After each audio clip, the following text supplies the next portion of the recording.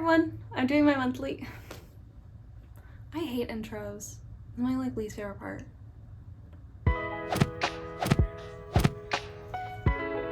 Hi everyone, welcome to my October monthly reading wrap up. Wow, that's a mouthful. So I read 3 books this month. First, I read Kingdom of Ash. This is the biggest book I've ever read. It's coming in at a whopping 980 pages. And I really enjoyed it. I gave this a 4 stars. It was a nice little wrap up to the rest of the Throne of Glass series.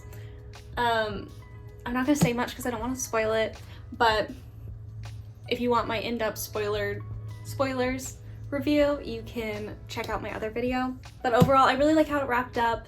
I think there was things that I was like, oh, I thought this was gonna happen, and it didn't happen.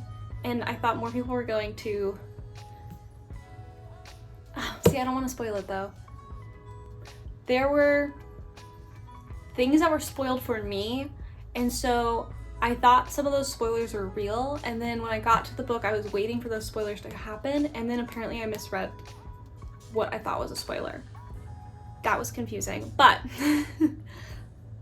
4 stars. I really enjoyed it, but Throne of Glass as a series is about a world-class assassin who is in a land with no magic, and basically her and the friends and family she makes along the way have to go on an adventure to find out why there's no more magic. The next book I read was The Ballad of Songbirds and Snakes. I had someone recommend this. They really loved it. I gave it 3 stars. It's not that I didn't enjoy it. I liked The Hunger Games growing up, and I saw all the movies and I read all the books, so it felt like a natural progression to read this book. It had been on my list for a while, I just hadn't gotten to it. Or in November, the movie's coming out in November, so it felt like I should just get it over with, read it, so then I could go see the movie. But I can't say, just because I know who Cornelius Snow is, it was hard to get through, I suppose. I guess that's the best way to put it.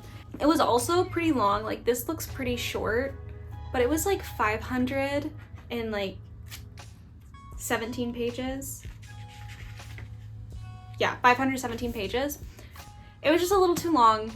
I didn't like, just because of what I knew, I didn't like Cornelius. Plus, I don't like the way that he talked about Lucy Gray throughout the book. I don't know if that makes sense, and when you read it, you'll like understand a little bit more. I don't like the way he talked about her, and the whole entire time I was like, you've got to be kidding me. You've got to be kidding me. You're an idiot. Like, I was just so upset with the main character. And I understand you're supposed to be, but it made it a little harder for me to be like, I couldn't support him. Like, I've seen some people online who like really support the heck out of him after they read this book, and then they remember, oh, the lawnmower's going. I hope that's not too bad.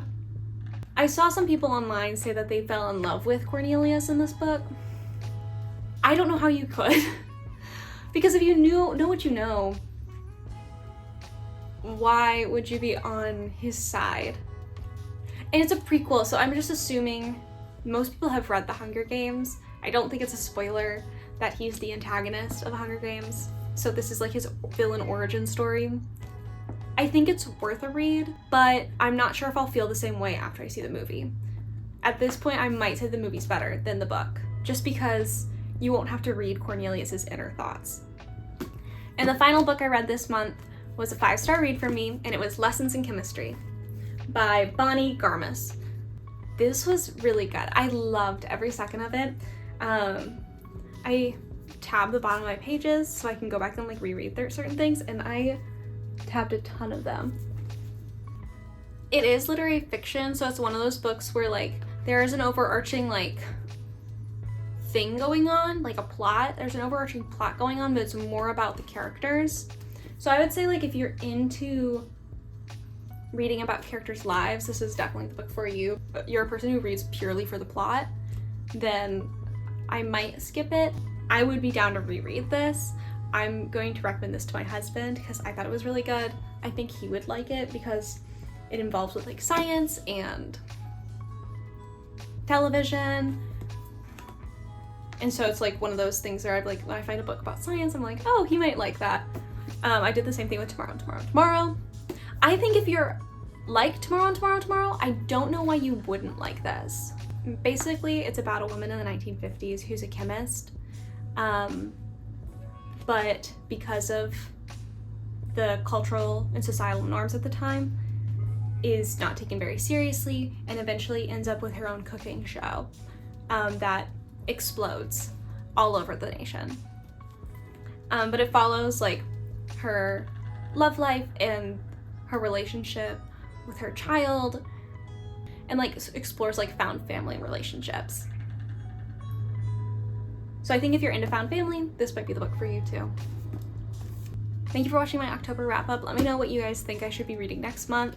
I should have my TBR set up to be uploaded soon, but I'm excited to see what you guys have read this past month too. Bye!